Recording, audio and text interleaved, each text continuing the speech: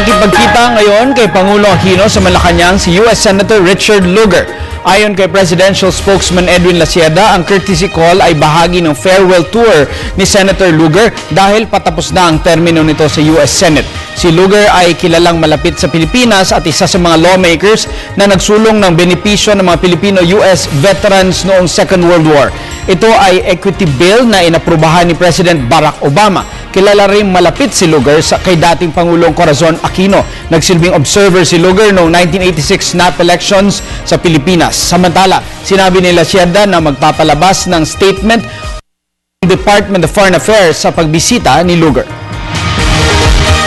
Kaibigan po natin si Senator Richard Lugar, so he decided to drop by and pay a courtesy call to the President. Remember that when the President was in the States, he also visited Senator Richard Lugar. And the DFA will be issuing hopefully a press statement after the meeting na lang. Ina lang natin abangan.